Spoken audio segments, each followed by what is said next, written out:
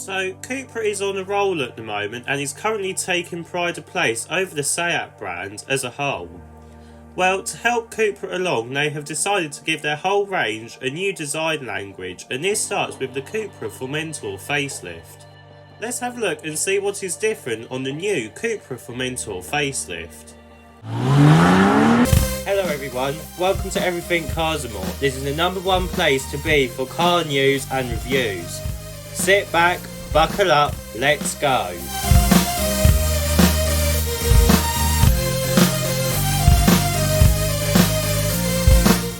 So, starting with the front of the new Formentor, we can see straight away that Cupra has moved away from the Seat styling. To start with, we get a new set of headlights which have 3 triangles in them for daytime running lights. In the middle, the grille has gone and has been replaced with a big central air vent and little upper vents to give this car an aggressive shark nose look. We also get some sporty side vents and some triangular cornering lights too, altogether giving this a strong road presence. Moving along the side of the Cupra Formentor facelift, and there is no surprise that there aren't any bodywork changes apart from some new colour and wheel options. This makes the new Formentor look much more modern than before. Moving around to the back, we get some big updates to talk about.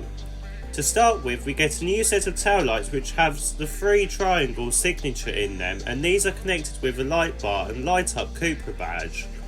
Because of this, we get a slightly different styled boot opening too. The bumper is also more aggressive, which helps keep the car aggressive at the rear end.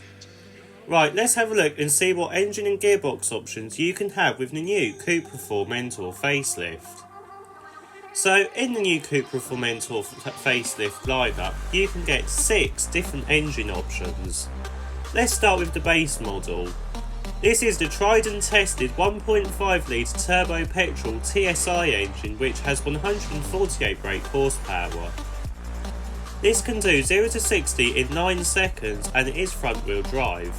But on this model it can only be had with a 6-speed manual though. Now if you do want an automatic version of this, it then becomes a mild hybrid called ETSI. This keeps the same engine, same 0 to 60 time and same brake horsepower output, but this time you get a 7-speed dual clutch automatic DSG gearbox. The next engine is a plug-in hybrid engine, and this uses a new 1.5 litre turbo engine with an electric motor to give a combined output of 204 brake horsepower. This reduces the 0 to 60 time down to 7.9 seconds and is mated to a 6-speed automatic DSG gearbox. Now, in terms of battery, you now get a 19.8 kWh battery pack, which has been upgraded from a 12.8 kWh battery pack from before. This now gives you a combined figure of 70 miles electric only driving, which is very good for the plug-in hybrid market. It is also front wheel drive too. The next plug-in hybrid engine has the same setup as the previous one, but it increases the power output to 272 brake horsepower and reduces the 0 to 60 time down to 7.2 seconds. The final engine that you can have with the new Cupra Formentor is the 2 litre turbo engine taken from the Golf GTI. With this engine you get 265 brake horsepower and a 6.5 second 0 to 60 time. This is mated to a 7-speed automatic dual clutch DSG gearbox and powers the front wheels.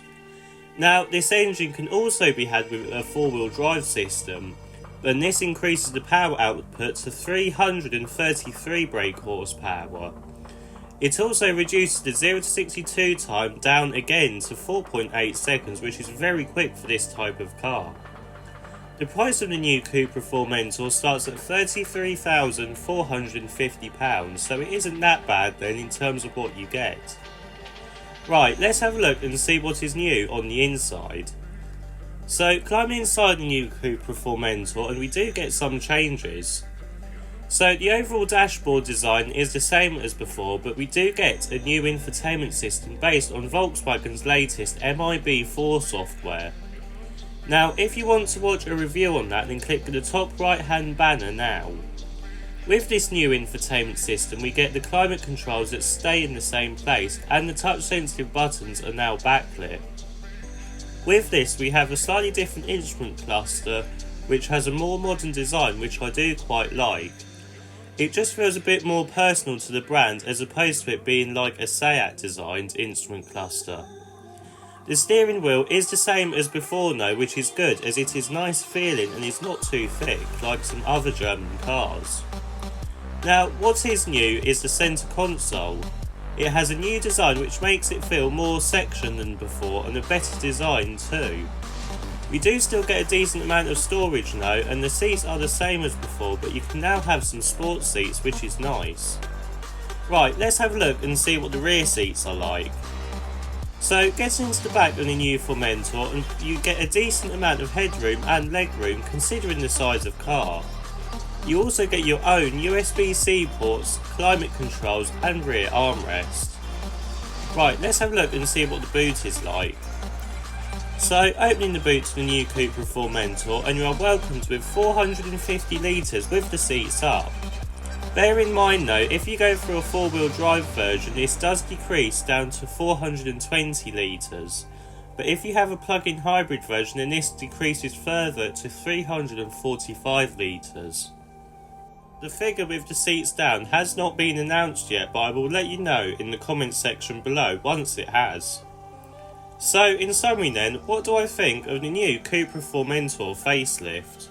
Well, the new design language makes the Formentor look a lot more distinctive than before, and it really cements the Cupra brand as it separates it from the Seat brand, making it feel like a true car company.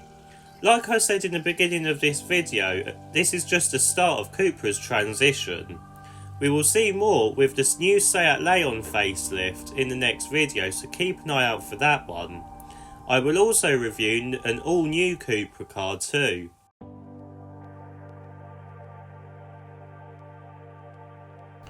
If you like this video, please don't forget to like and subscribe. See you in the next video.